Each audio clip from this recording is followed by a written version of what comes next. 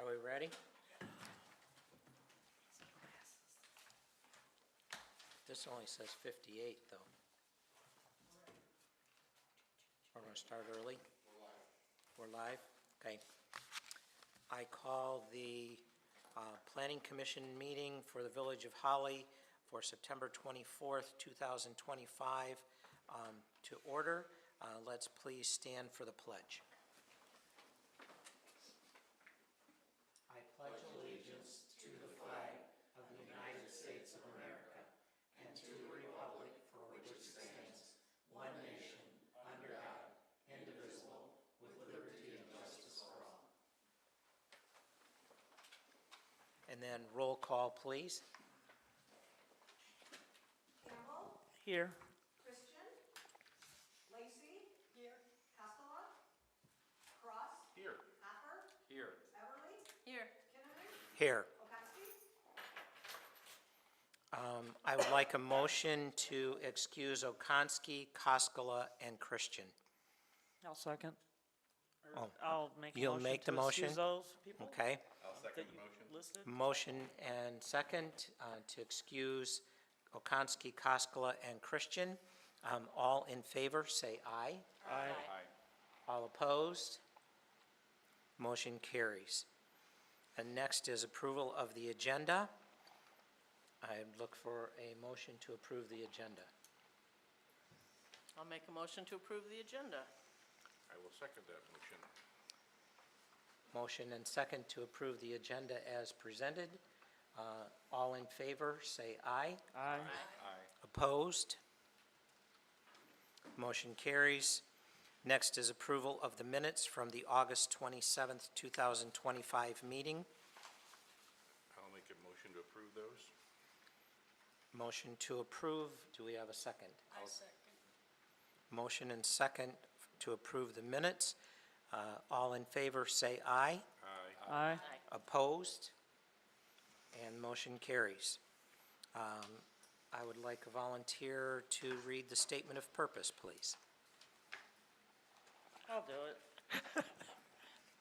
The mission of the Holly Village government is to enhance our community's quality of life. Our organization strives for quality services, responsive action to citizen requests, and a cost-effective government. We promote citizen participation, proactive decision-making, and environmental quality. Most importantly, we shall always serve the citizens of Holly. The Village of Holly will be a prestigious historical village that is a green residential oasis from the city and the center of commerce and activity for the region. Thank you. Next up is public comment. Members of the public can address the commission once recognized by the chairperson. Comments are limited to a maximum of 4 minutes. Commission may extend this time by up to an additional 4 minutes by a majority vote. For items on the agenda, comments may be made after commission discussion prior to commission vote. Prior to addressing the commission, members of the public shall state their name and address for the record. Is there any discussion from the public Commissioner, on non-agenda items? Commissioner Kinnaman, I'll start out just real quick. So Josephine, one of our commissioners, she has indicated to the village president that she is going to resign her position. Okay. Josephine, how long have you been with the commission? You've been. I don't remember. I looked back in the minutes, and I was in the minutes in 18.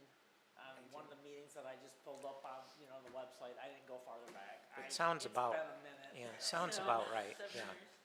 She has served. It's been a few years. She has served, and also on the zoning board of appeals. Yeah, that's where I started. I don't remember when I got onto planning. It hasn't been as long. I know that, but I don't know.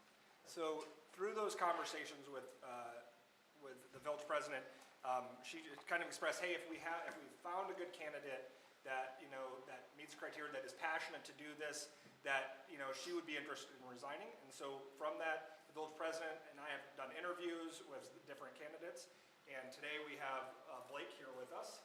And if you want to, you can go ahead and go up and introduce yourself if you would like. And so, I didn't know if there'd be a quorum. Yeah, and so, you know, if council accepts the resignation, another thing that would be on the agenda is also the appointment of Blake. And so, if you want to, you can go up to the mic, just introduce yourself, tell them a little bit about yourself, if you don't mind, put you on the spot. So, And I didn't get your name. Yeah. Is it already on? Oh, yeah. Hey, so I'm Blake Hero. I live at 301 East Sherman Street here in Holly, just around the corner. I'm an engineer by trade, kind of a geek for, I don't know, all things construction, zoning, that sort of stuff. I work at a utility company now, so I'm in construction. And I was kind of looking for somewhere I could help out in the village, and this seemed appropriate with my skill set. So I figured I'd throw my hat in the ring and see if I could help. So, yeah. Welcome, and I Very good. appreciate Thank your- you. your- Thank you. Yeah. Any questions or? All right, So, thank you. and I just want to thank Josephine for all of the service that you've done for the community and, you know, oh, thank you. and your years of And passion. I'll still serve on DBA if you need me to. If you got somebody else lined up for that too, just let me know before the next meeting that never happens. So, you know, I don't know. But these ones are, it's just too much for me. Great. Thank you. So, Well, thank you for your time. Oh, no problem. Yep. You're welcome. I wish I could keep doing it. Like I said, I leave here after and I feel so bad because I just don't feel as enthusiastic as you guys all sound. I just can't do it anymore. Very good. Well, thank you. I want the community Yeah. to have the enthusiasm they deserve. So you know, Blake, that Yes. you will have to be one of the people that reads that paragraph. It's really pretty easy. Because it's either Lori, no one told me how to It- read. it's one of these two that have typically chosen, and I watched them make eyes today, and Hey, you wanna do it or what? and she You can kind do of it or just you can do it. nodded and Come said, on. "It's your All right, turn." yes, your turn. Go ahead. I knew this was gonna be her last night, so I let her have the Yeah, and of glory. course I Oh, ta- there you of course go. it feels There like you I go. tanked it totally, so, you know. There you go. Very good. Usually I look up a couple times during, you're supposed to make eye contact when you're speaking. I'm not a great public speaker. So, You give good input, though. yes. So do we I have am to that. make some kind of official motion or something? No, the process is that she had to submit a written document. I know that she's spoken to the village president. She had to submit the written document, which she's given me, to the clerk. That's part of our charter that, that's part of the official resignation. And that's occurred. And so the village council has to accept the resignation first. And then once they accept it, they might say, no, you're still going to serve, but, it usually doesn't happen. Yeah, I'll fight them for it. I'll fight Yeah. them. Okay. I know a couple of them, so we'll fight. Yes, it happens on the council level, not on our level. Okay, so Yes. let's get this meeting on the road, because I That's don't right. want to be here You're all still night here. still, Yep. like ever. First item in old business is discussion of the CIP project, or process. Yeah, and so I know that at the last meeting, I had said that, we're gonna make every effort in order to continue it, and we've not really had much progress on it, just because everything else is piled on. Still hoping to give you guys a good update on that, but really, there's honestly been no significant work in order to bring it to you yet. Just still trying to plug away at it. Very good. Long as it's sounding like we're moving forward is the key. Because I think as long as you have been on, I know, as long as I've been on, Yeah, I don't. this has been one of our yeah, discussions, Yeah, it was a discussion thing. is to get this Getting very far. happening, because there are other things, like the RRC, that we are missing out on without that component, so, thank you. Next then is discussion of the short-term rentals. Mr. Chair, I'd like to introduce Wade. He's filling in for Amy this evening, and he will give us a quick synopsis of the memorandum that you find in your packet, discussing the hot topic points that you brought up at last month's meeting. So I turn it over to you. Thank you, sir. It is a pleasure to be here with you tonight. As Jeremy mentioned, I am pinch hitting for Amy, who had a scheduling conflict this evening, so I have been thoroughly prepped. I do have plenty of experience in this topic, as I've been a part of multiple short-term rental ordinance writing scenarios for several communities out in Colorado. I spent some time employed out in Colorado, so I do have some familiarity with the topic. But again, we do have a memo in your packet that explains where we are since the meeting that was held on August 27th. There are some bullet points here that discuss what happened and what we are proposing based on that conversation at that meeting back in August. So the first bullet is that the short-term rentals have been reclassified as a business use. The use is being removed from the zoning ordinance and placed in the business regulations section of the village code, aligning them with other business activities within the village itself. There is language drafted that implements an annual licensing process that will be administered through the village clerk's office. These essentially are the current short-term rental regulations that are in the zoning ordinance, but we've taken them and put them in this annual licensing process through the clerk's office. So that language is drafted here. There is a limit total number of licenses issued. The proposed ordinance is setting that cap at 50 short-term rental licenses per calendar year. In the discussions and in talking with staff, there's indication that there might be 30 plus now. So if we set it at 38 or 40, we risk creating nonconformities if we have more than that. So we went to 50. That can be discussed and amended. If that's still too low or we feel it's about right, then that's how we can move forward. The consideration of the minimum separation requirements. There was a 500-foot separation requirement discussed. Again, in discussions with the village staff and the current staffing levels, it was felt that this may be something that the current staff has a hard time getting a handle on.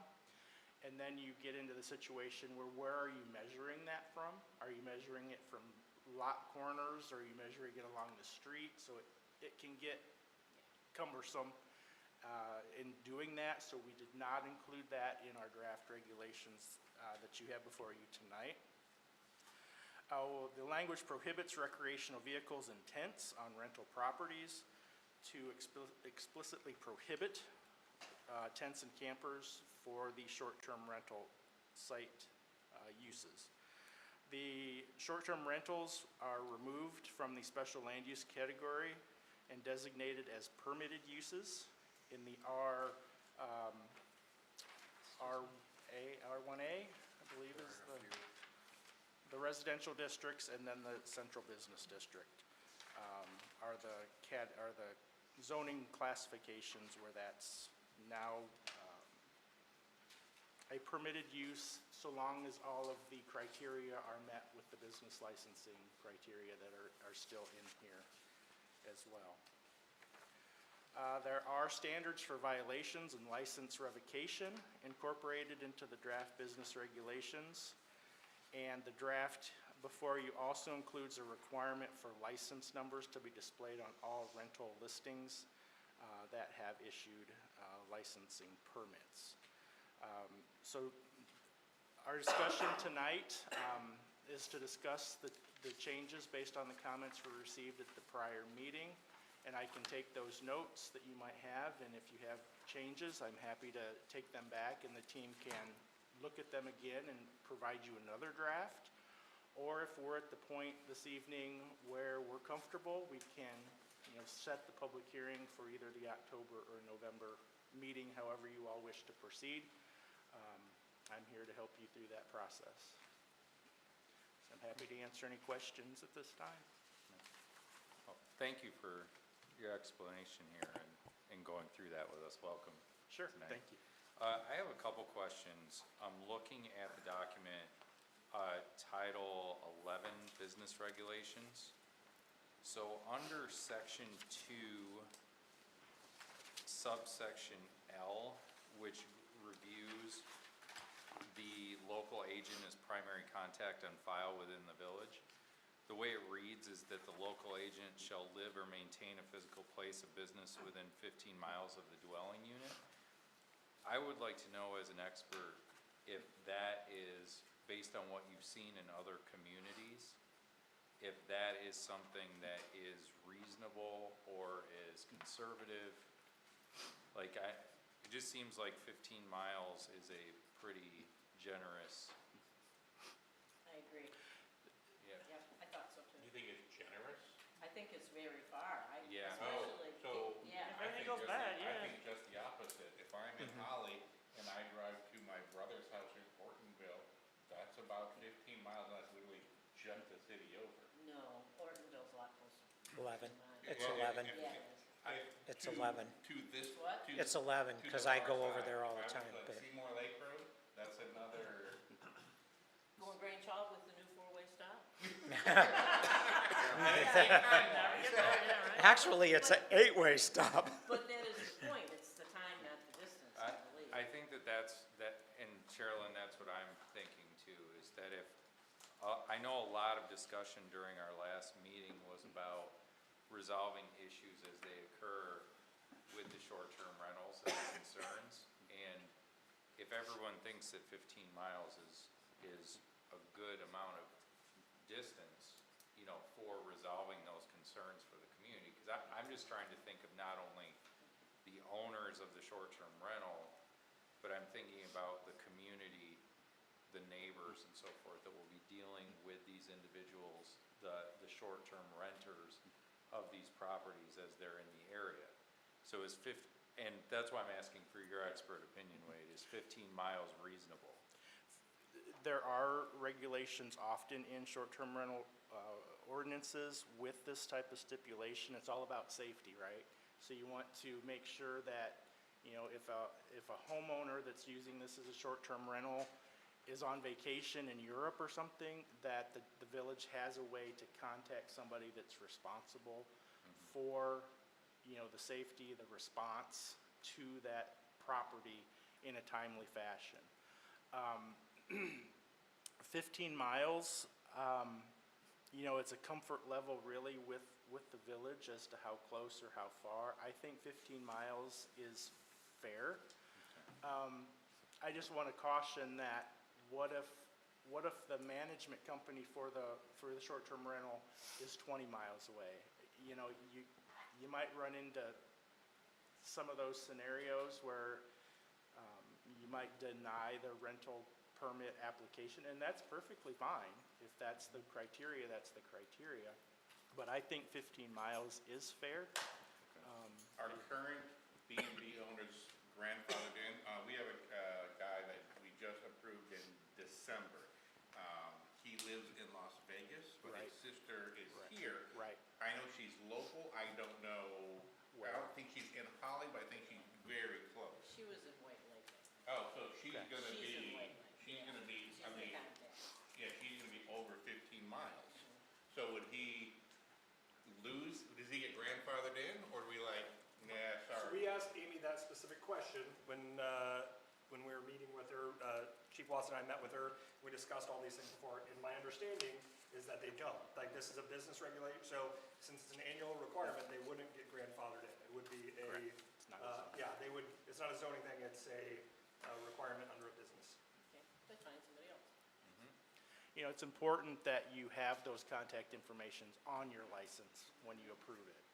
So the fire, police, everybody knows who that contact is. To me, it just seems a little wrong that within a year of us approving it, and he was a great gentleman. I mean, he has an elderly mother that's in the area, he comes here to check on her. So within a year, we're gonna go through, and he was here several times Right. to get through the process. So within a year later, we say, yeah, sorry, we changed the regulations and you can't do this anymore. So, right, it's, as Mr. Price indicated, it's not a zoning regulation anymore, so they would not lose that or gain that, you know, terms of if they're operating already today. So here's the contradiction to that, or rebuttal to that argument. So there's a lot of private equity investment going into Airbnbs and like products, right? So if by saying that someone has to be within a certain range of the area also protects the community and what we're going to be having for that, whereas if we say that somebody's coming in and let's say the private equity company is in Las Vegas or in California, and they decide that Holly is a place where is, you know,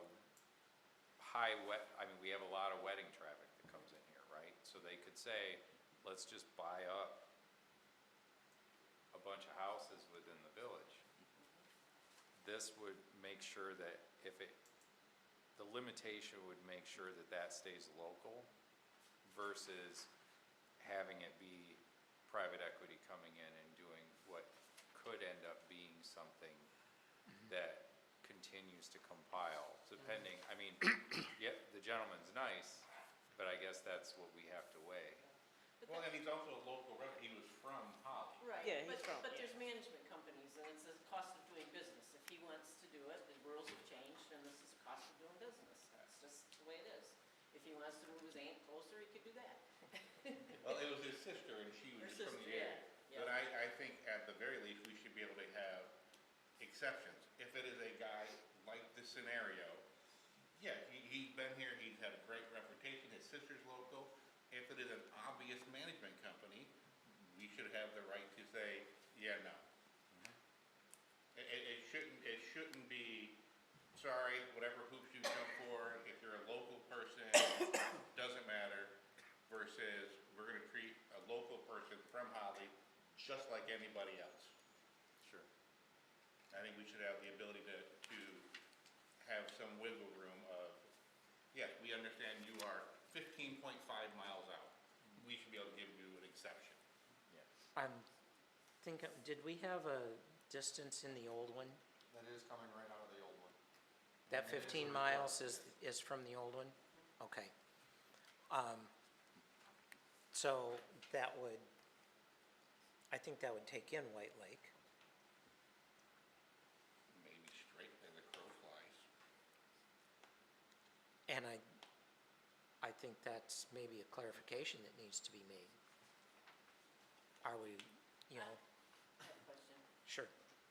When he comes back for his reapplication, and this is a new rule, wouldn't it be between him and the clerk to determine? That is correct. This is pulling this away from the planning commission. Exactly. This is no longer a zoning consideration. No. This is now a, village council, village manager, village clerk Right. function. Right. And that's kind of what we're looking at it with. And that's what we discussed in the last one.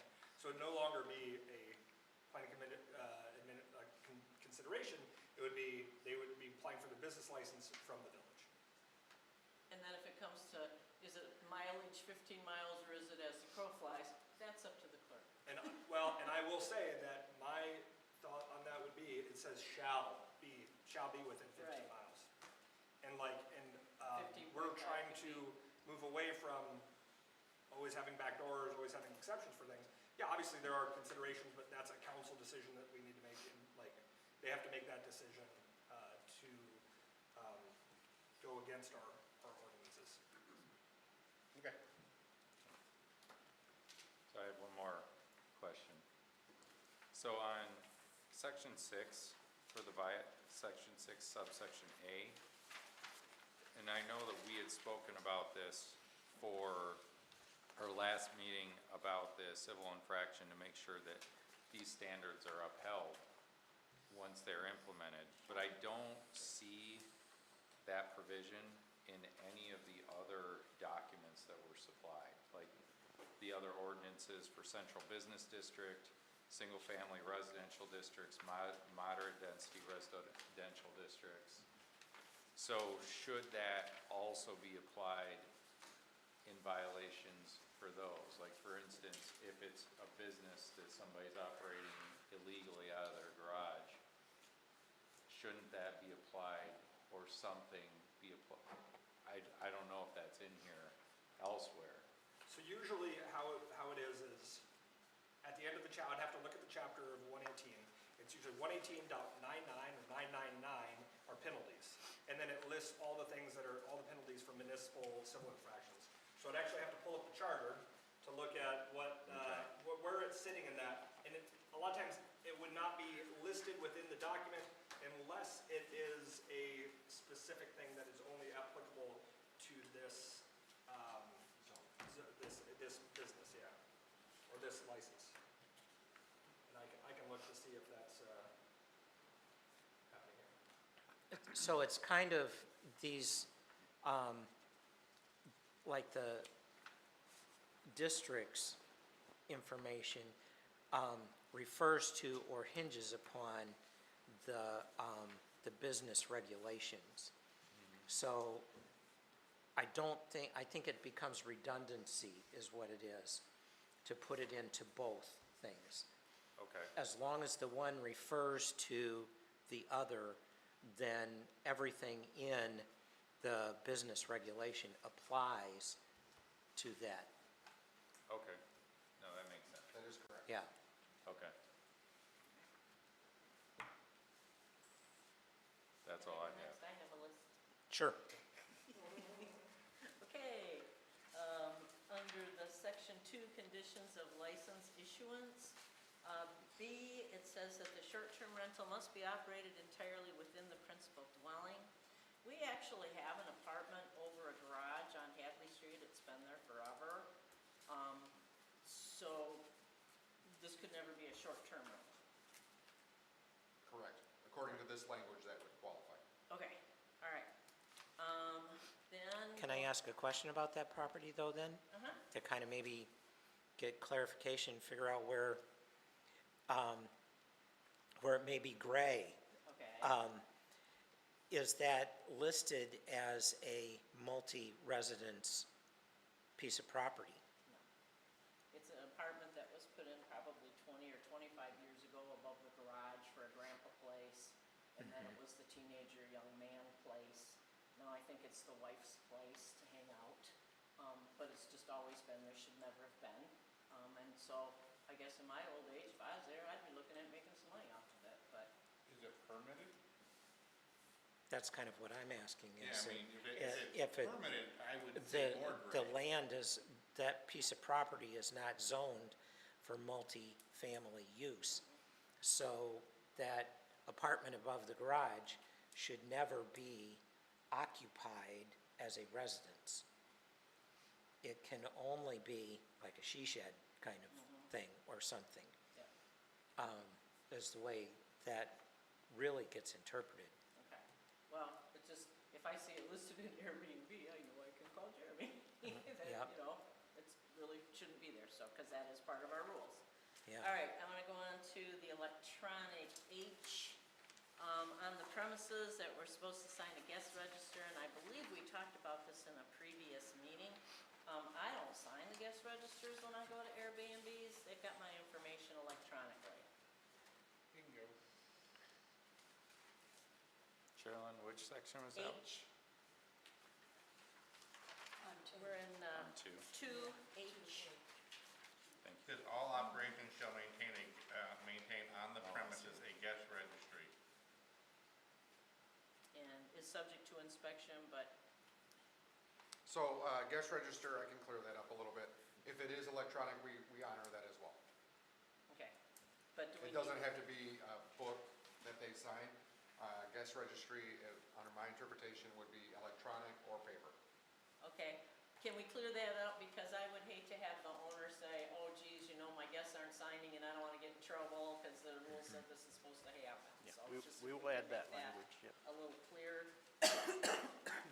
And then I wanna go down to O, the fire extinguishers, and that they have to be inspected every 6 months. You got the manpower for that, Jeremy? It's just the same inspection. Every 6 months?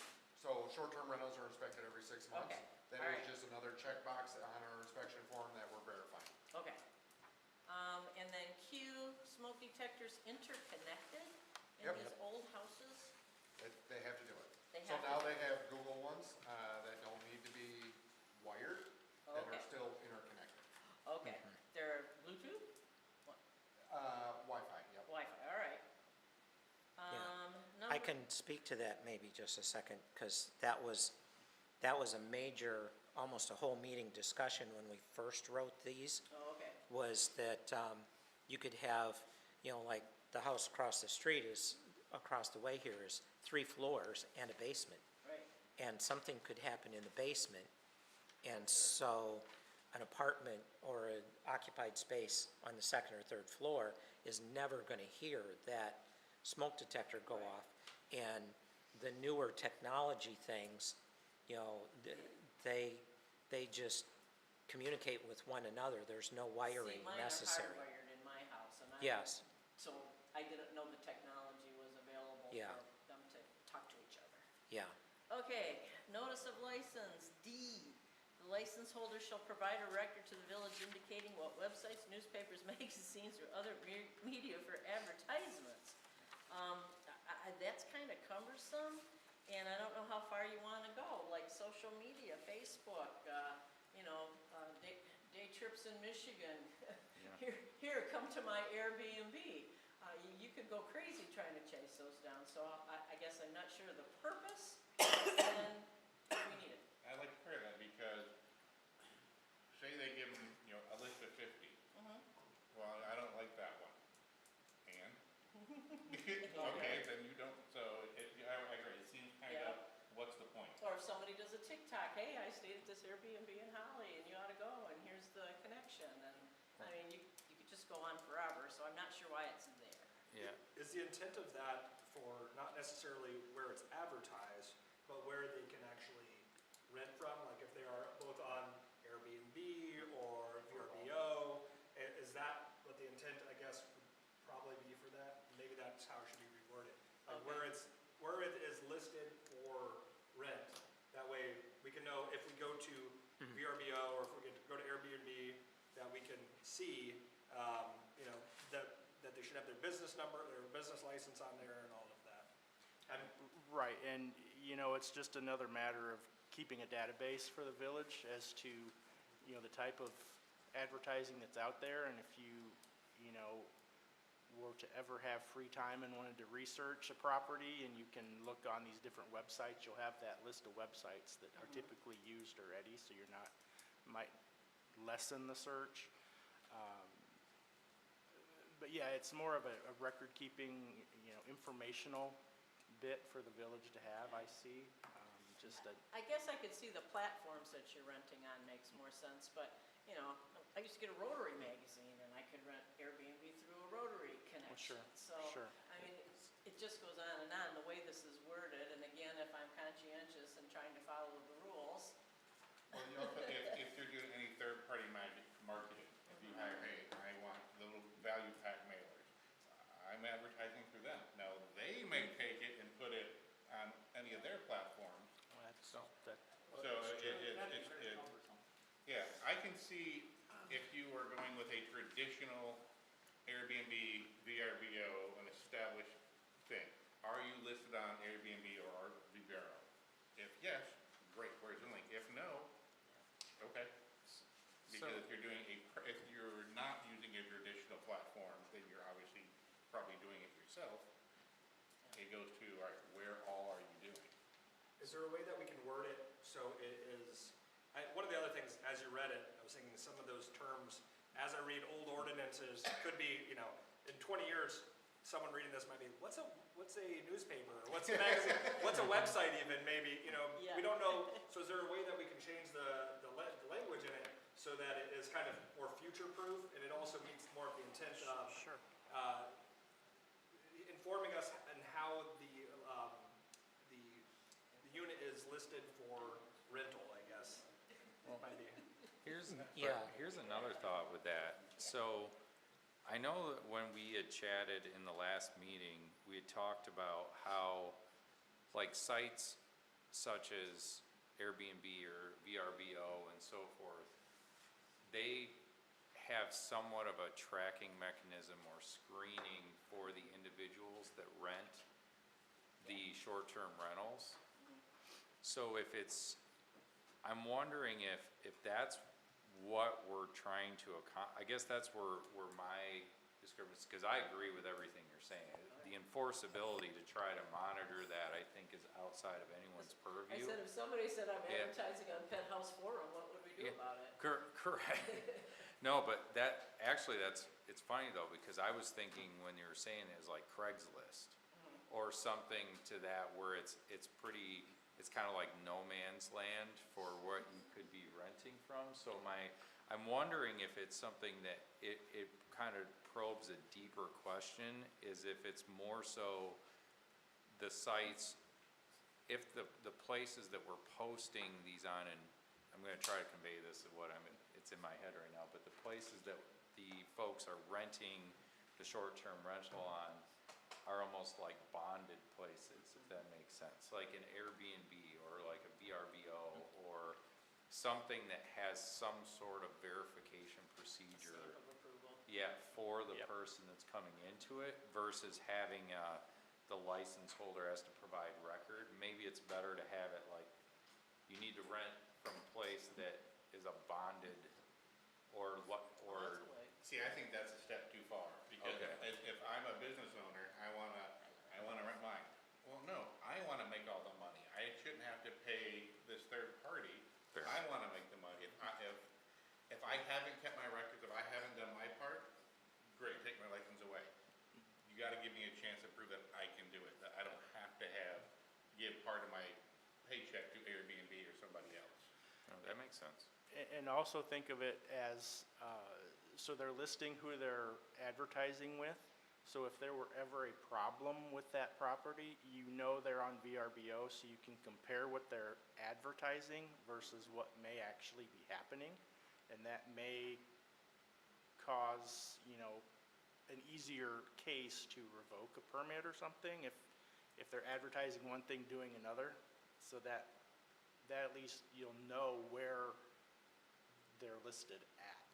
And we also have to recognize that and especially in that case, and unfortunately in this world, if they are advertising one thing and selling another, it's gonna be about 3 seconds before that person checks in, and it's gonna be all over. Well, that's very true. Airbnb is gonna be on the reviews, it's gonna be everywhere. I think that and I'd like to advocate maybe for Carol on this too, and the staff up front, that maybe we change the language in this, that they can furnish it based on request. Like, we request it, that way we're not having to keep an ongoing record of it. It's just, if we ask, where is this advertised, how are you doing it, that they're required to provide us that information. That way that we're not having to always update a log on it. And it will save our staff, and it will, I kind of still meet the intent. Fair, yeah, I think that's a fair. Right, if it doesn't say maintaining that, but rather at the application spot, then it's just a section on the application that says, where have you listed this property? And ask for that information for informational purposes, not for regulation purposes. Makes sense. And so then when they come the next year to re-up their license, then they have to fill out the application again, and at that point, they do updates. So I don't think it's asking for, every 3 weeks, if they pick another place, that they gotta come in and update that. But when they fill out that application, where are you currently advertising this? No, that makes sense. And maybe if the wording needs to be clarified a little bit to express that it's an application process. I would agree with that. I also think if we step back and realize 90% are gonna be Airbnb, VRBO, because their platform's already in place. All they do is make sure they're good, make sure they got Jeremy's approval and they're good, and they're gonna let that platform go because they have the insurance, they have the background checks, they have the processing of all the payments. It's easier that way. Sure. Okay, I got more. On to the definitions of short-term rental. A dwelling which provides overnight accommodations for transient guests for compensation for a period of 14 days or less. What if I wanted to do consecutive rentals? Chapter 157 zoning. It's just a one little single. The next one. on to the next Oh, one. okay, okay. I'm where did 14 days come from, you know, like if if my mom was still around and I wanted her to come visit, I might wanna put her up for a month. I'm just not sure, that's kinda arbitrary. And what if I wanted to do 2 14-day consecutive rentals?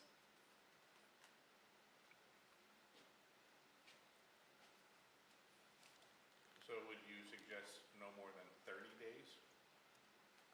That'd be my recommendation, that's open for discussion. I can say when we went out west, we were out there for 3 weeks just because there's a lot to do out there. Yeah. Um, And the truth of the matter is, most people are gonna come here for a short while, unless they're family and they're coming to see Right. family and be here for family things. And I would agree, and I think you're on a good track. 14 days, what if I want my mom here for 3 weeks? Or, nobody's gonna have their parent here for a month or more. But I If I could get her back, I could. I can see 14 days being a little short and 30 being more acceptable. So, have a thought on that, because I'm in agreement with both of you guys on that, so a coworker of mine just went through a situation where they had a family member pass, and they were working to pretty much resolve the estate, and the time frame that it took to resolve the estate was lengthy, like more than 30 days, I'm talking months. That took that case. So I'm wondering if maybe the solution to that would be that if it's going to be someone that has an extended stay, that we still approve that, but maybe there's something in place where you get approval for it or something like that. I agree. The only thing I would worry about, and this is on my purview, would be what determines how long for residency.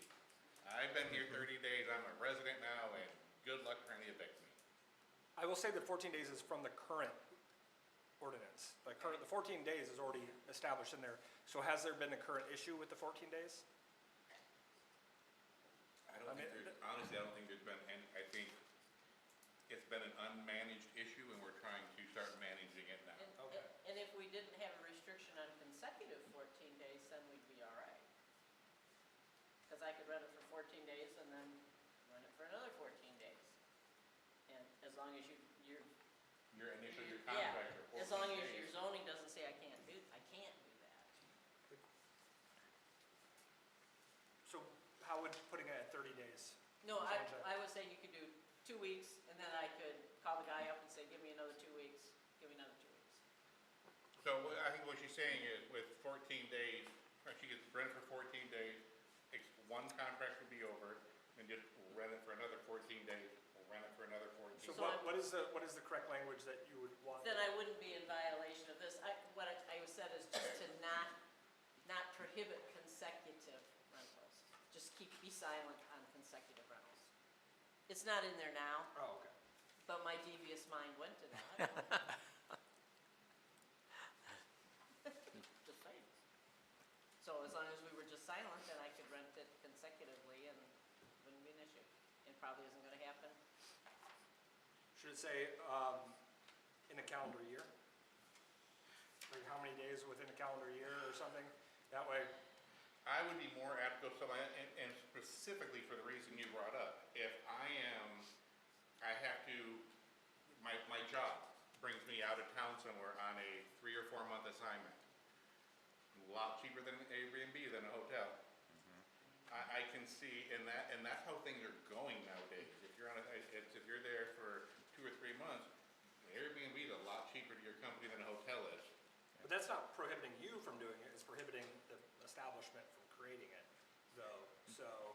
So what do you, so Once I you guess- get beyond that, though, it becomes a long-term rental. Yeah, Right. long-term, And there's nothing in this that says that if you've got an Airbnb and somebody says, I'd really rather stay here for 4 months, that you don't do a long-term rental contract for that then is not an Airbnb stay, but it is a long-term rental. That makes sense. So it would not be part of this, it would be a separate long-term rental agreement that's outside I He think called that the sounds. Jeremy, these people have been here all summer. I think Wade's chopping at the bit over Well- here. He's- I'm eating the microphone. So, about 5 years ago when I moved back to Michigan from Colorado, I stayed in a rental for 4 months until I found the right house.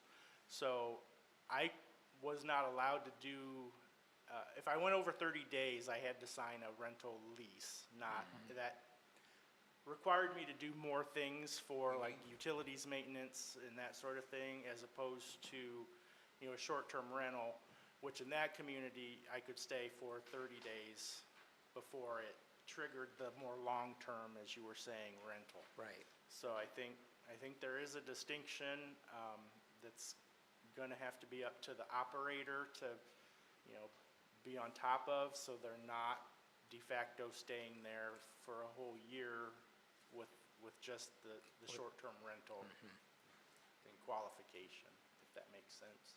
Yeah, we're probably just thinking that it's gonna be, we should be thinking that as long-term rentals, and we're not. Yeah, so maybe that is resolved. I can live with 14 days. I'm good with that. Yep, Yeah. as long as that's all it says. Okay, on to short-term rental draft amendments with staff input. You guys did a lot of work. I want to thank you very much. I learned a lot from reading this document. Down in accessory home occupations, I was shocked to see lapidary work. Since I do lapidary work, I don't Oh, thank do it you. commercially, but the term lapidary doesn't show up very often. On the next page, section 3, prohibited home occupations. A prohibited home occupation was a tourist home. That's kind of an old term, and I'm not sure if it's still even used. Would you be able to clarify what that, To me, a tourist home was somebody who had rooms in their house and you could stop and rent a room and spend the night. Like a boarding house? Yeah, and have a meal Oh. and move on. I was thinking more of a, The Hadley House Museum. yeah, that's what I was. yeah, Thinking like right. Hadley House. Oh, Yeah, a tourist stop kind of something that, so that becomes more of a business, even though you may not be charging, but you're saying, oh, come and tour my house, Barnum Bailey House. Yep, the Barnum Bailey House. okay, where's the knowledge of the universe? What's a tourist house? A tourist home. That's a new one to me. I'm not sure. As we were reviewing this, I had seen that too and had the similar question. And I think that if anything, should it be removed? Is it like an archaic term? Or does it need to be defined within definitions? Could of we what a make it tourist attractions? You could I do. mean, that's- Well, you can recommend whatever you That's what a I- museum or I like somebody Right. doing a home tour or something would be an attraction. I think that makes I think in probably today's terminology, that makes a lot more, like, because that would, if it was tourist attraction or tourist home, I would have thought exactly as you thought, at Hadley House. Okay. That's exactly what I Right. thought. I could be Right. wrong. Or I could just be the oldest No. one here. Well, we're both wrong, because that's exactly what I thought. Okay, I think I'm almost done. The only other thing, and it was under the central business district, all the things that are allowed and not allowed, and the one thing that wasn't here as allowed is venue rentals. Our biggest building downtown is a venue, and it doesn't really address that in any of the descriptions of any of these businesses. It's not a restaurant. Would it be an amusement enterprise? No, because that says it has to be within the building, and that to me would be like a bowling alley or, It wouldn't Pinball be, it wouldn't be games the, like the vault? no, that's not an amusement. Theaters, restaurants, bars, nightclubs, and other similar entertainment facilities where the patrons are seated or served while seated in a building. I'm just saying, if it's something we're gonna allow, it should be somehow described in the central business district, So along with the businesses. Could you clarify once again what you're meaning? The venue 111 downtown Okay. is the biggest building, sits on the corner, and it's a wedding venue. Okay, So essentially, it's empty all day long, and then it has its use in the evening. But Okay. there's nothing in here that describes any kind of venue, or I see. rental establishment. I- All right, so if I'm not, I don't believe I'm wrong, I'm not that old, but that's also where they hold homecoming for Holly High School? That's over here. Okay. So, I'm close- talking about the one downtown. Oh, okay. Yeah, the Central that Business one's called the District. Vault, this one's called sorry. Venue I- 111. I said Yes, Correct. yes, Thank you for the correction, the Yeah. vault downtown. Okay. Could it be under it's number all part of the 3? Vault collection. though. Under what? Under number 3 as a other service establishment similar to showrooms, workshops? I read through all these and it didn't fit anything Didn't- in my okay. estimation. If somebody wants to make an argument that it does, I could not find any place where it was a rented establishment for people to come and hold events. Where, liquor is served and food is served and, Well, Then I would, if going by that, again, I've never been there, just in the pictures, it seems like 4, it's in it, It's implied in it. because you have, what is entertainment? but To me, no, entertainment is- no. I- The I biggest do see difference- that- The biggest difference is that it's a rented facility. It's a rented facility. It does not run a business unless someone has gone in there and rented it. On occasion, they do. But everything listed here in number 4, those are businesses that are owned by people that keep regular hours, have staff. A rented facility that is a business, a building that's empty most of the time, is a different animal.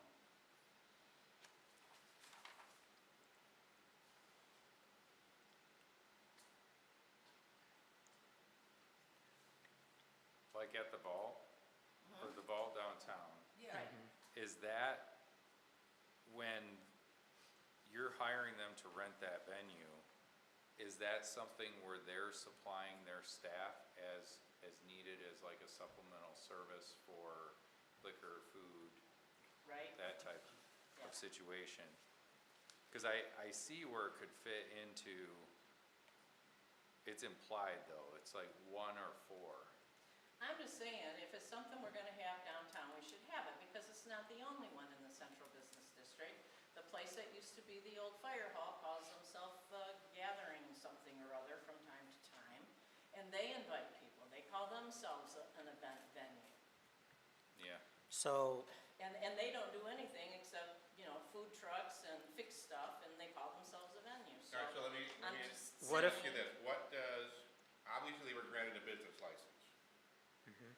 What does the business, what type of business license, I guess, were they issued? Jeremy?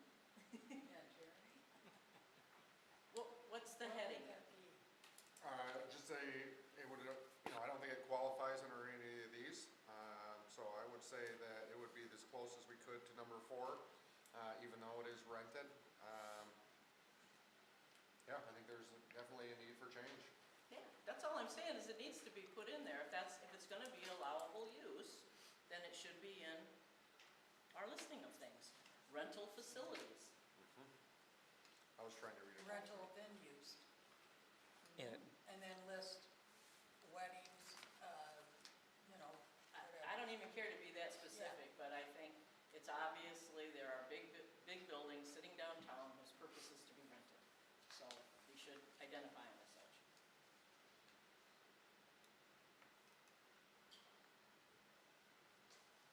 I'm not completely comfortable with the term rented, though.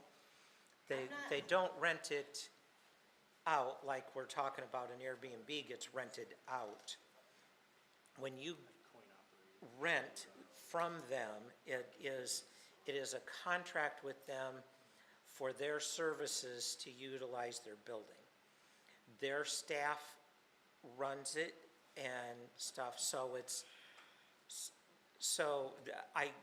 If that's the I case, agree with you, but not quite that term. so, And it's not up to us to come up with the terminology, that's what our staff is going to do. I think all we've said is we want to make sure that buildings and businesses whose purpose is to be rented, its purpose is to hold events, is the purpose to be a venue, needs to be an approved listed, identified And I, business. see, I agree with maybe the term an event venue, something added in there. That's fine. See, and Yeah. with that discussion, I think it fits into number 4 perfectly because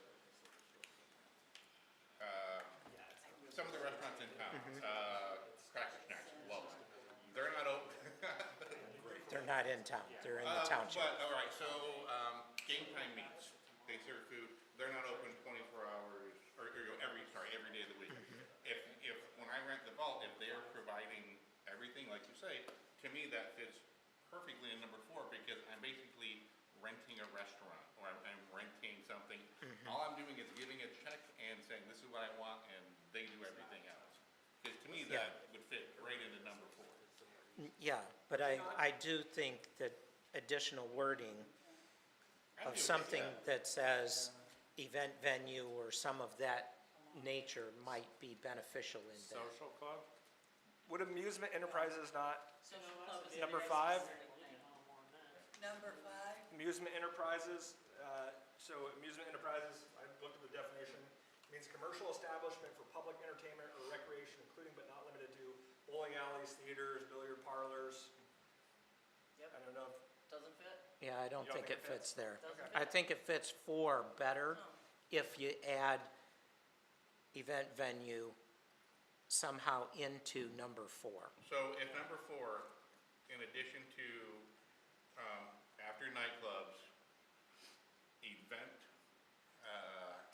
venues, and similar entertainment facilities, so literally if we put in event venues, I think that helps. I think just leave it event venue because, again, I'm thinking you got one up there by Mill Point too. So it could be weddings, it could be funerals, it could be bar mitzvahs, it could be Right. who knows what, so. birthday parties, reunions.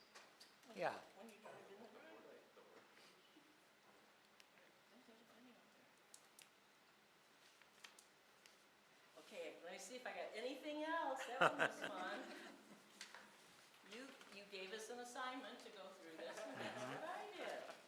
Okay, second to the last page. Oh, short term, where am I at? D, special land uses. Go down to 6.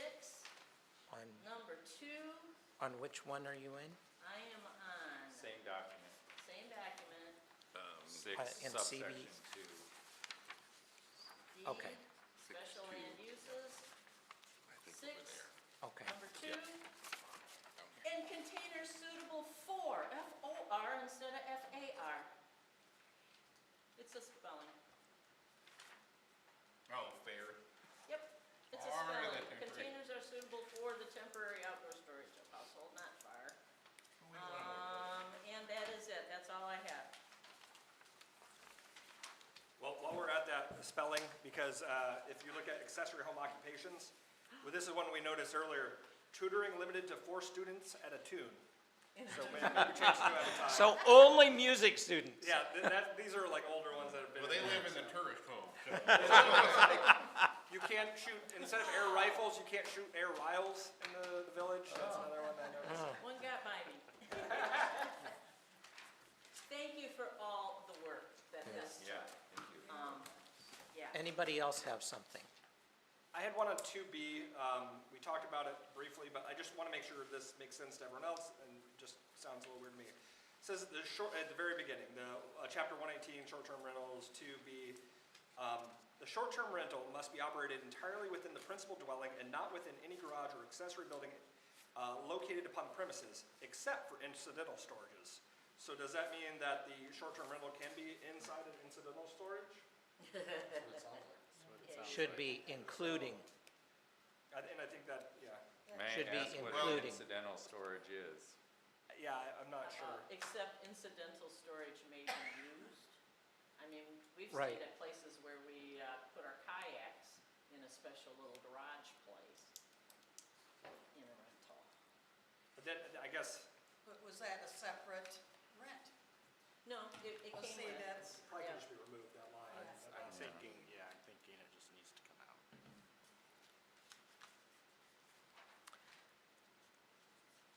okay, I have a couple of thoughts as well.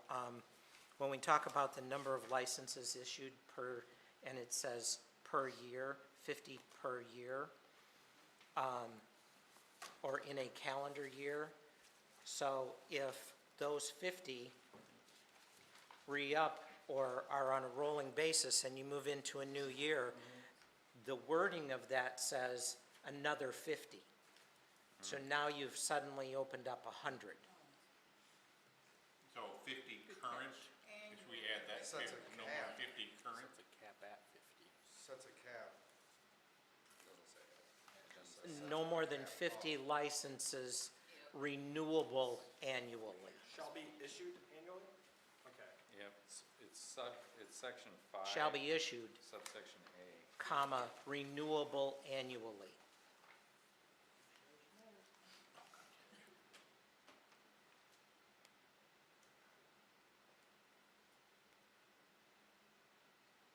Or no comment, may not have. What section is that? It's right here,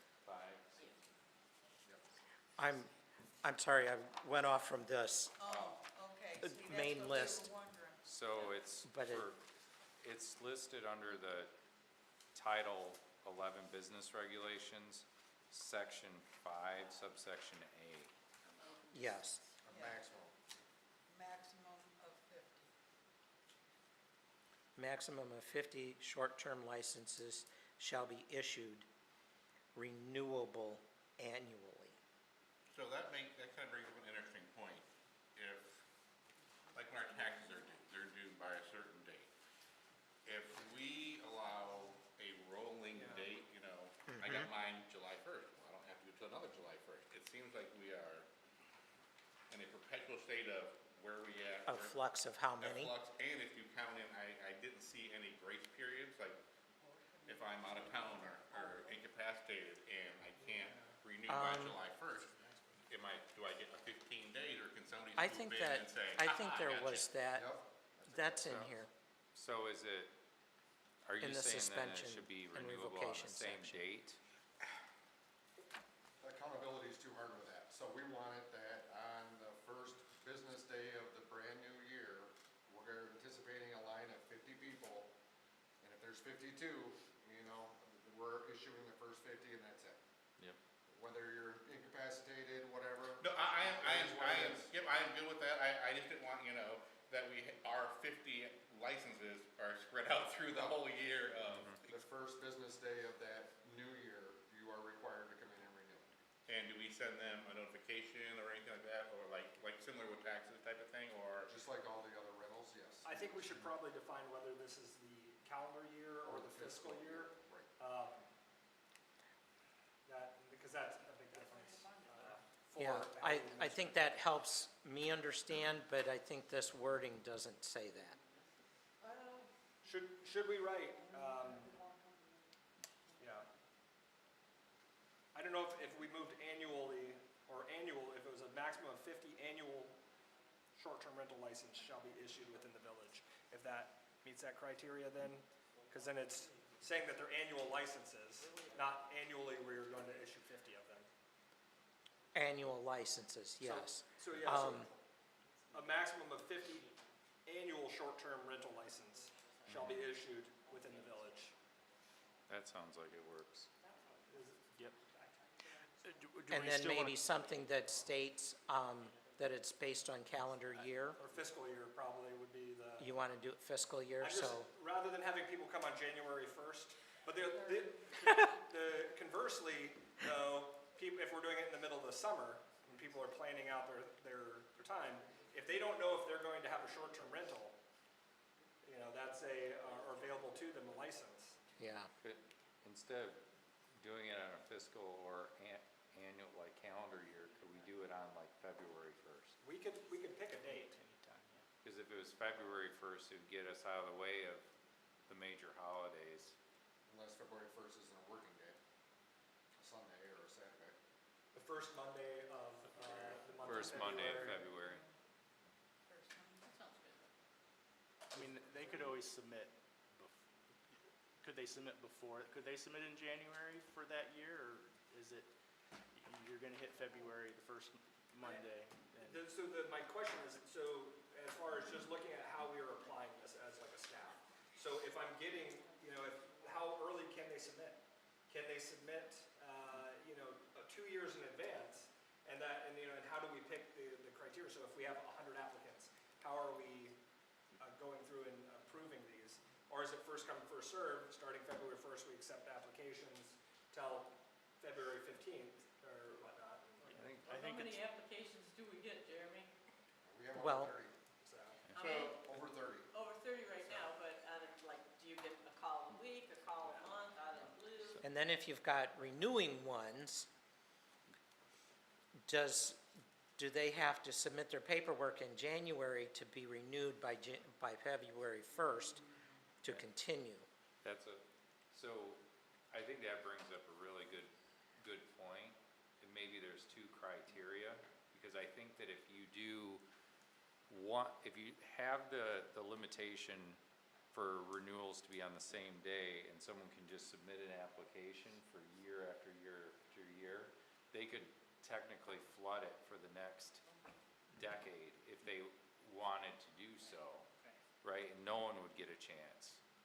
So maybe it is for new applicants that it has to be on the first Monday of February, and then for renewals, you can submit it 30 days in advance, but that's it for that next year. but the licenses are not going to be you don't automatically get it if you're doing a renewal either. Okay, so then maybe it is It's just the first first come, Monday, first come, first served. That's how we would like to keep it, first come, first served. Yeah, then just do that. Because So that's then the fairest. If they say, well, I'll just go For in tracking tomorrow. accountability, it just keeps it simple. If, 50 people already got their licenses, well, you came a day later, so, can't do it this year. Thoughts, Wade? so applications accepted beginning the first Monday in February. And then, In person or via mail or email, how do we want to? Submit it, you could probably just leave it, submit it to the village office, and that way we are keeping it open to, on our applications that we have, we build, it will give you for specific requirements as far as how you would submit, whether you submit in person, whether you can submit online, all that. And just leave it a little vague, because you might be doing it by your Neuralink, in 20 years, so. I would recommend that when you develop your license criteria, your form, you might want to consider putting on there that these are first come, first served, so you Yeah. don't get someone that has done this for 3 years and say, oh, I forgot, and now they're out of luck and they can't. So I think that just covers the village, that it's first come, first served. Another thought I have as well is where it talks about tents and campers, that if someone owns a property and they store their tent, store pretty much just a camper, not necessarily a tent, but the way that's worded, it sounds like they can't park their camper there for storage on their That property. was based on the discussions of the planning commission at the last meeting. And I think it, Well, I think that it's all about the dwelling. right, and so something that says to the fact of for occupancy or something like that, that it can't be utilized for occupancy. But, because, we've said that you can rent a room out of your house. So if I've got my motorhome parked there and rent a room out of my house, signed up as an Airbnb, that wording now says I can't have my motorhome sitting there. Well, and I think it says here, Chair, is that it prohibits the use of tents and campers on shore term. It doesn't say anything about storing it. It just says the use. Okay. What one was that? What section was this? What section was that? Oh, gosh. I'm going off from this list here, was easier for me to make my notes on. It says under 2, on the first page, 118 short-term rentals, 2C. Thank Oh, you. I see Placement of it. recreational Yeah. vehicles or tents. So it doesn't say for use, it just says placement of. So it should be use of, Should, Yeah, see, this says just placement of, no, that's a great catch, because Yeah. you're right, it should be Yeah, you're right. use of. yeah. Yep, I agree.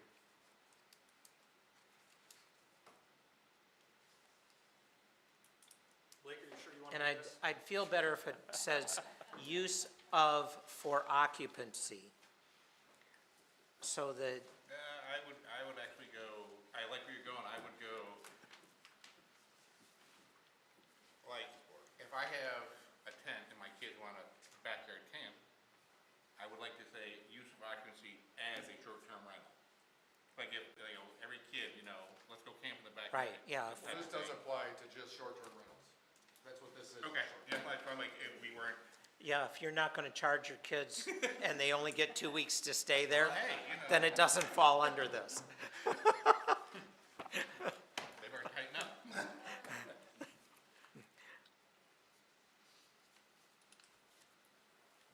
And then, because we talked so much about the 500-foot thing, that I feel disappointed that it can't be in there. And my fear is that down the road, it's harder to reinstitute something like this than it is to put it in now and struggle a little bit in the transition in how to handle it. The discussions that we had is the implementation of it is really difficult. Let's say that you had a short-term rental that you've been doing for 5 years that you've done, and you submitted it a day, you've been doing forever, you submitted it number 2, but the person in front of you is a brand-new short-term rental, and they are 400 feet away from you. And now you're prohibited from doing it. And also, so that, we kind of ran through a bunch of scenarios about that, and also how do we track, when Carol or we receive it, are we marking it out on a map? Is it by line of travel? Is it within a radius? And so there was so many, the implementation of it just seemed really prohibitive, and the more we talked about it with Amy, the more we saw it, we thought it was just pretty unfeasible to maintain. That's a great point, especially, I can see we can work our way around how do you measure? By the same way the postman travels, that type of language. But you made a great point. If 1 goes in and 4 goes in and then, 26 come in, who's gonna be playing Connect 4 on the map to say, all right, he's too close, he gotta go. And I have a short-term rental permit, but you're my neighbor, and I've now precluded you from having that same opportunity that I have, which is a slippery Yep. slope. I see the intent, but I don't see the feasibility or the fairness of it based on who got there first. If that were the intent, then I would say that we add which I think we kind of removed the zoning considerations out of it, now we don't have to worry about special land use. But if that's what you wanted to do, then we'd add the special land use consideration back in, and that way, this board is determining, okay, this can go here, but it's not appropriate to be over here because there's one too close. But then what if that one doesn't maintain its, Right, if their the only thing license goes away, Yeah, because we can't remove it, Yeah. their special land use at that point, so. I have a thought. Could it be done on address number? So, for instance, if we're trying to do 500 feet, right? And I live at house 300, and we go say that it's within 2 numbers of that. That's kind of that's 2 or 3 houses. Unfortunately, that won't work, and my house is a perfect explanation. Okay. I'm at 3389, both the neighbor is at like 3500, just because of how the property was numbered 80 years ago. But I also think, to his point, if we do that, it is, all right, I got in, my neighbor came in, we're both under 50, but mine was time-stamped a minute early, so I don't get one because my neighbor drove a little bit faster that day and got it before I did. And they can also use it as a punitive thing, like if I don't like that you have a short-term rental, and that I'm your neighbor, then I just slip it in pay my $50, whatever the fee is. And not Don't rent. ever rent it, and I just prohibit you from doing it. Yeah. Okay. So Hey, now. how Now we're in, thinking like Sherilyn. No. how in the process then do we try to mitigate entire neighborhoods becoming short-term rentals? We cap it at the 50? Yeah. Yeah, kinda you're where we're capping at. the Right. fee. Cap them with 50, how, But you yes, know, you can. they're not gonna all end up in one And neighborhood. what was our? Yeah, but I percentage? mean, 40? 50 homes right around here is a pretty big neighborhood. 25, 26,000, or 2,500, yeah. But I guess based on what they said though, you really can't, because if those 50 came in on first Monday of February, You're and they were right. all in line together and did that, maybe the only way that you might be able to limit that is, could you do a limitation by ownership amount? So instead, because I'm thinking that if you had 50, like you were saying, right, the likelihood that all 50 individual owners are gonna come in and do that is probably it's probably very small. But somebody that comes in that's a developer that owns 50 properties that wants to do that. So Could that, I like The ownership what part, this is saying is, maybe we need something that limits the number of licenses Per entity? per entity. What is the intent behind that?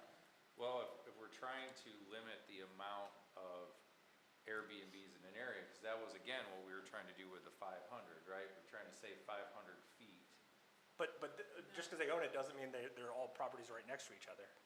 Um, True. I mean, What I'm thinking of is that kind of limits your corporate from coming in and going, you know what, Holly's a great place. If we buy 50 homes, we've just got this in the bag. Well, It kind of limits them to your corporate ownership. They still have to be within a certain radius of the village. And I Yeah, could so they make- hire a company, I could trademark or register somebody that, 50 different LLCs too, that. yeah, well, if you're that big of a corporation, you're gonna do that anyhow. So let me ask you this, if we adopt these rules of the changes we made, and 5, 10, 15 years, when we're all not doing this anymore, we encounter one of these situations, can the people that are sitting here now address it then? technically, this is not even, as it's stated, it's really not even a planning commission. This is a village council thing. We're basically giving a good draft to the village council because this is about business regulations. This isn't, I mean, we're gonna take this and we're gonna give it and say, hey, this is our best, thoughts on how to do short-term rentals. But, I mean, we could literally take this document and implement it now at village council and remove it from planning commission as it is. Right. But I think the village council said, we want the planning commission's input on this, how to best do that. And I think this was the recommendation that we've come up with. And it But seems yes, like this is the best fit for our current situation with a little bit of future proofing, but times change, things change. If we can't predict everything, we don't know the future, but if it happens, if the village has a way to remedy it when those things come up, I think I believe we've both this- done our job. I believe, and correct me if I'm wrong, I believe this actually allows us more flexibility in that, because village council could say, we're gonna reduce this number to 25 annual Right. registrations, 10 registrations, while right now, the way that we're doing it with special land use is that I believe you can't remove that unless you take it to circuit court. So, I Oh, believe yeah. yeah, the most sensible and logical thing to do to get it to a place where Holly can control it is, if we're all okay with the small changes, let's get it done and get it to them so we can have a little bit more control or more control of what's going on here. So can I ask, you brought up the thing about other ones have been through special land use, and that doesn't go away. What does this do to those? Oh, it does go away. Well, they'll still have to register, they'll still have to apply. They'll still have to register, but their property We'll still have the special land use. is what this, okay. But Just be an existing nonconformity at that point. so if they have the special land, They wouldn't be able to renew it, right? that's what I'm saying, they they still have the thing, but without the business Without the- license. Okay, It's null and void. Yeah, we're determining that this is now, we're recognizing it as a business in the village, and that's, how we're going forward with it. okay. I wanted to I like point out that. though, also, when we're talking about a whole neighborhood being taken over, just having seen, having come from a touristy community, I don't get complaints about the communities being short-term rentals.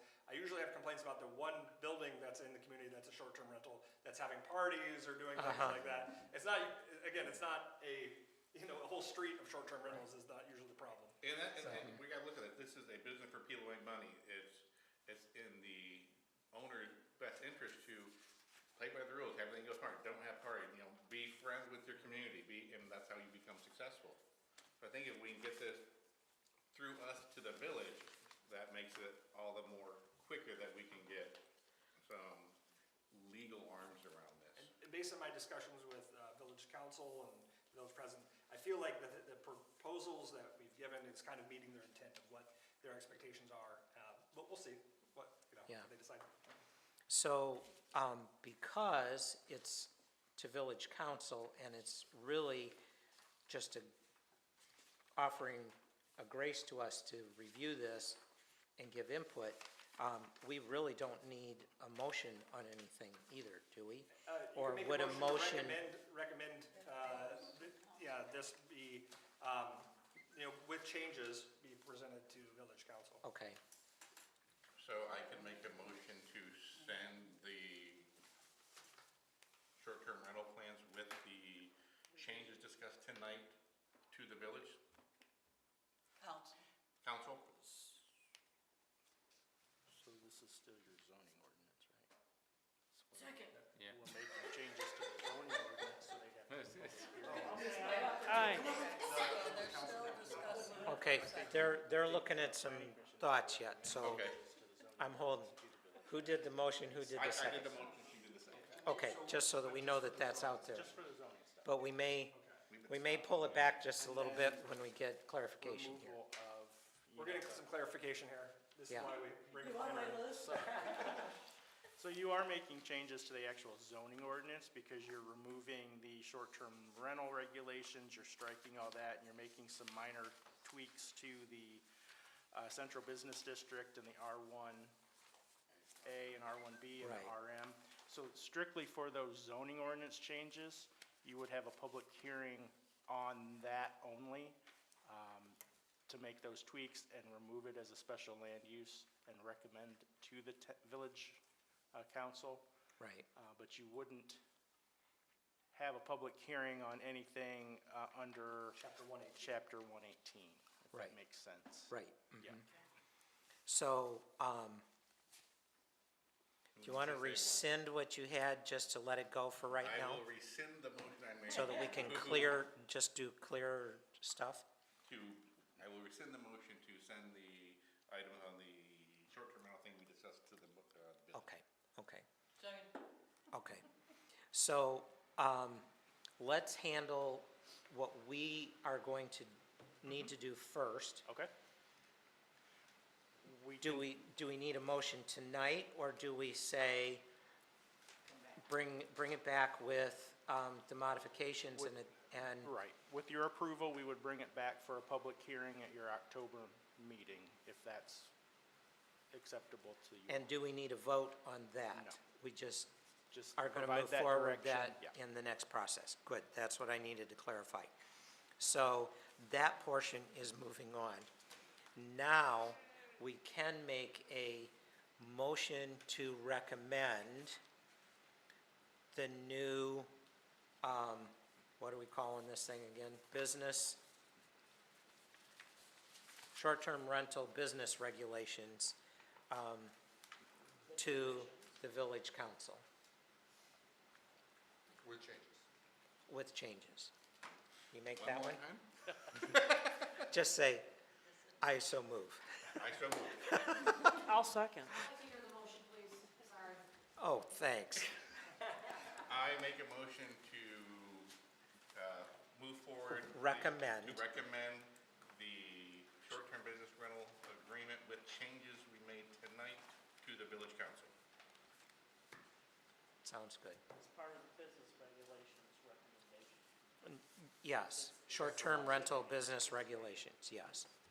Yes. And I will second that motion. Okay. Would you like the motion read back to you? Just do it now. Sure. Motion to recommend short-term business rental with changes to council.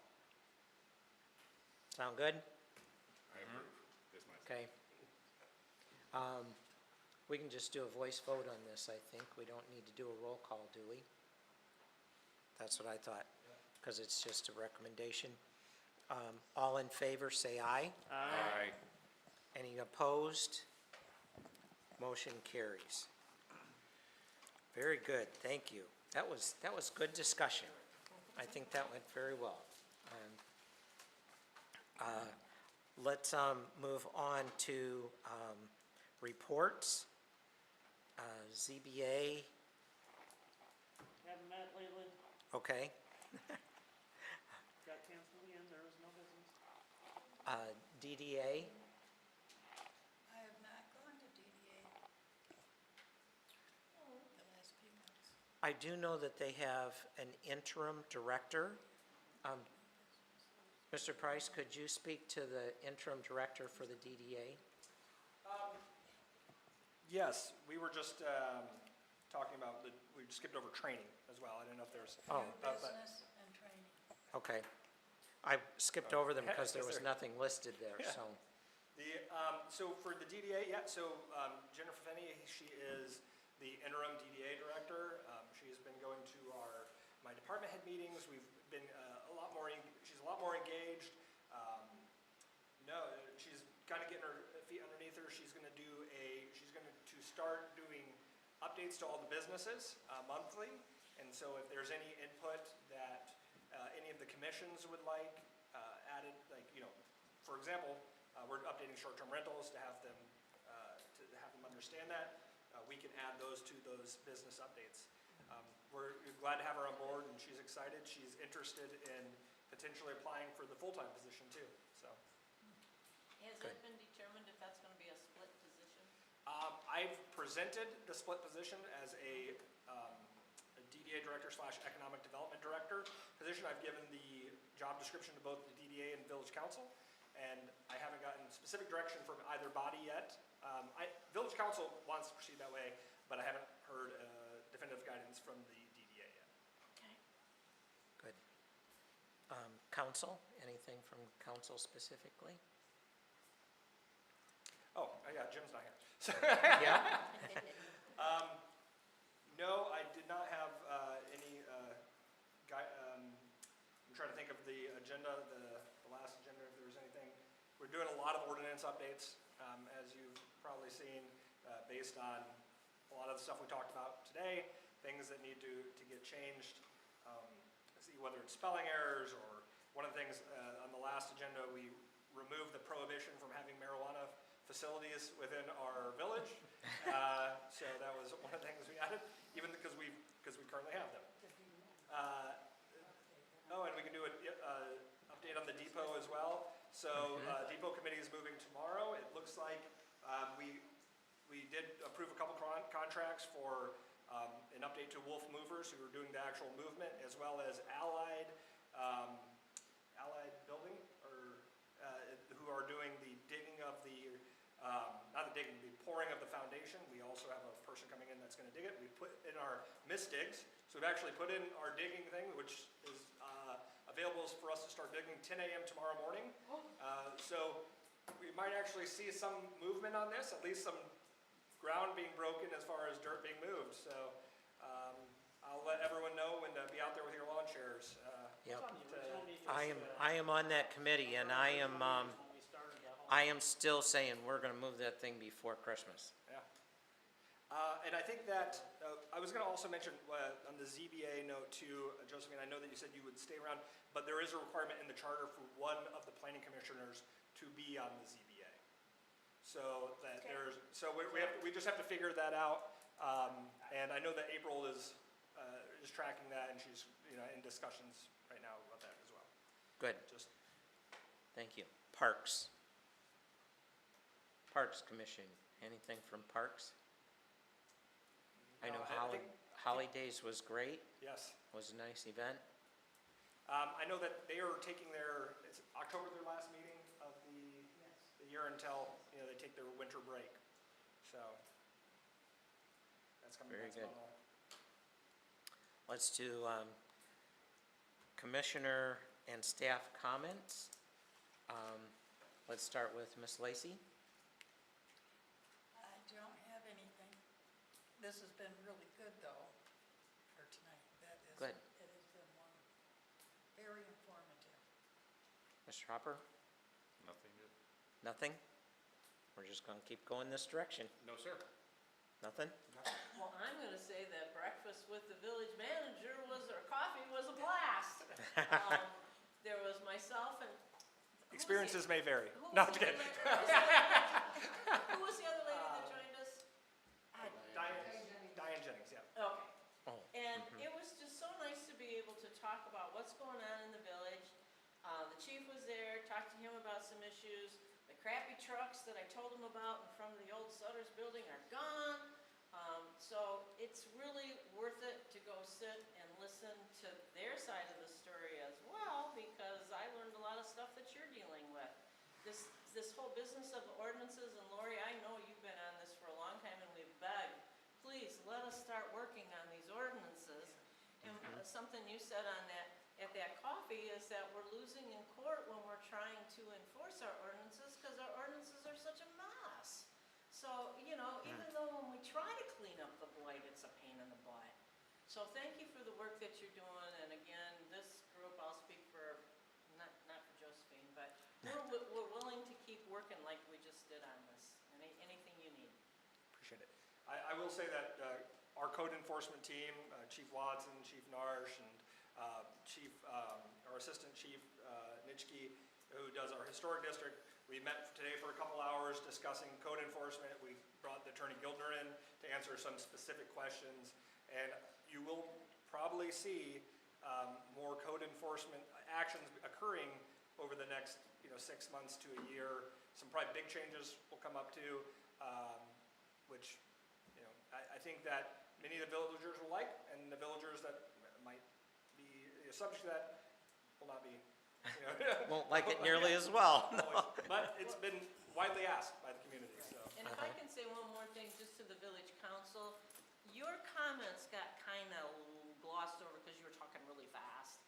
But one of the things that you talked about, Tim, is how you're going to apply the rules to everybody fairly throughout the village. And that's all I think we've ever really wanted. And I even asked President Brandon if she'd pull that and put it up on Facebook, because I think it's worth repeating. What you said needs to be heard, and thank No you. favoritisms. Thank you. Good.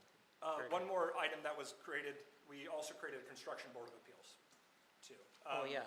Which is a state requirement, which we've never had before. Essentially, the Construction Board of Appeals, if one of our building officials or inspectors goes in and says, this is a violation of the code, they can bring it to the correct Construction Board of Appeals to make sure that the code is being interpreted correctly. And so we created that, and so if anyone that's listening or anyone out there that has, engineering, electrical, plumbing experience, it's gonna be a five-member That'd be board. you. Five-member board. One of those board members will be a member of village council, and it will be kind of like ZBA, that it will just meet as needed. It's been a requirement for a long time, and since 1982, we've not had any meetings or need for it. Wow. But it's just a requirement to happen, so. Josephine? Like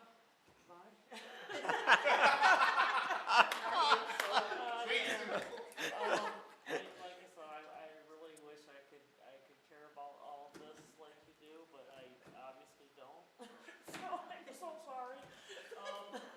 I think the village community deserves better than what I've been doing here. I enjoy being with you guys all and all of that, but I don't feel like I'm being effective in this position, and I don't like that, so I would prefer not to do it anymore. We're gonna miss you. But, thanks for having me. Yeah. And, yeah, you learn lots, but I just, like I said, I was all in for doing historic. All in, no problem with ZBA, but I just really never had interest in this one. So I'm so sorry. Well, you've, I wanted to be the treasurer. you have been, of the village. as I've said, you have been a good input. You know, get me in accounting, I'm good, but Yep. this is not my thing.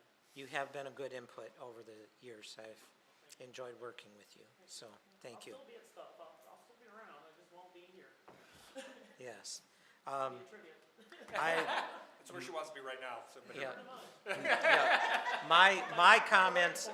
My comments at the moment are going to be more on things that the chamber has coming up. Friday at 5 PM, More Than Subs is doing a ribbon cutting. That's worth coming out to, celebrate a new business. On October 4th, we are going to celebrate another one. Saturday, October 4th at 11 a.m., Holly Nutrition, where Ignite Nutrition used to be.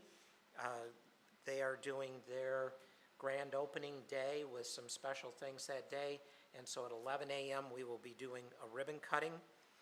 Also on October 4th is Township Cleanup Day, which does include the village as well. And that will take place at the township property on Grange Hall Road, beginning at 8, and I think it runs till 2. And if you are a member, a resident of either the township or the village, you are free to bring your stuff to get rid of or cleaning up. And those have usually been very well attended. We fill 4 or 5 garbage trucks and a dumpster full of tires and another one full of scrap metal, and it's very, very beneficial. This one does not have the paper shredding. They only do paper shredding at the spring one, so this one does not have paper shredding. And then on October 11th is my final big event for the season with the Dixie Byway Car Show.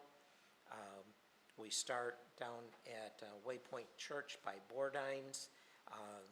Drivers gather down there between 8:30 and 9:30, and the youth group there gives them coffee and donuts, and at 9:30, they all file out in a parade, basically, up Dixie Highway to Mount Holly, and that event takes place from 10 to 2 there, and it's open to the public. We encourage you to come and park along the road and watch them all drive by, and then come into Mount Holly and enjoy up close, and food trucks and other things, live band that day, so come and be a part of some good stuff. Let's go through staff specifically. Tim, if you've got something specific as staff. Just, we have the Halloween coming up, which is Night Out, several events in our community. I've talked basically every other time someone else has talked, so I've said a lot of things. But I just want to thank everyone, for the work they do on this and, getting into it.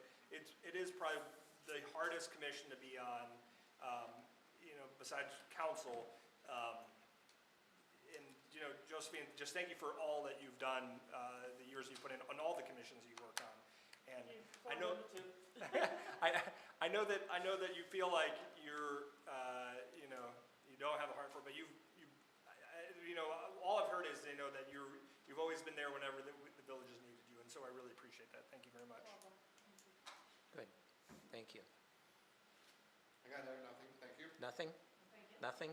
Do you want to make any comments? I just want to thank you all for allowing me to be here, maybe see you again sometime, but it was a great discussion, so I appreciate all your time. One Great. more thing, Richard. Yep. Open house at the new middle school tomorrow night. yes, tomorrow night. 5 to 6:30. You have 5 to 6:30. 1.5 hours. Be there or you'll miss it. Go faster than a middle schooler running between classes. Are they really? I don't know. At least now, the one thing that they have said about this now is each grade is in a wing. Okay. So it's not like in the old building where you could have math in one pod and have to go all the way around to the other part of the building to a different pod for science and then come all the way back. You are in one wing for each grade. It's a beautiful My facility. high schooler is Have you seen it, Tim? Chief Watson, I got a tour of it Did you previously. see it? Several times. Okay. I wanna see my Yes, yes. dollars at work. And we do need to have a final public comment. The same rules apply as the first one. 4 minutes max. State your name and address for the record. And if you would like to speak, Mr. Love, come on up to the microphone. Hi, John Love, 200 North Saginaw. The new school you just mentioned, one of them has an exit route right onto Baird Street. And it says if you're going west, go on Baird Street instead of the Maple Street, which is a main road. So I think that's inappropriate to deflect them into neighborhoods like that. But that's how they constructed the site. I don't know where we stand on roads and dope, but we've got 2 dope operations going, and they're going to generate money to fix the roads. I don't know what the plan is for fixing the roads, but they're junk, and it's a disgrace to just drive around town. But I don't hear any discussion about something that's as basic as roads shaking the heck out of your cars. And it's also hard to hear you in this room. This was not constructed and built by an architect. So as a consequence, the acoustics are not what they need to be. And if you don't even speak into the microphones, and some of you don't, it even makes it more difficult to hear what you're saying. And this clock is kind of a disgrace too. Yeah, you can maybe look at it real close, but you should have a regular clock in the meeting room here. I don't know what the future is for this cityhood project, but I'm not in favor of that. It just adds more complications and deflects the involvement with the township. So that's just some of my reactions on this. But it's exciting to have 2 dope operations here, but that's what the leadership of this community decided that we needed to have under the direction of the manager that was promoting that project. Unfortunate for us. Thank you. Thank you, Mr. Love. You want a chance? You're rethinking this whole thing, aren't you? Very good. If there's no objection, I will adjourn the meeting at 7:42. There we go.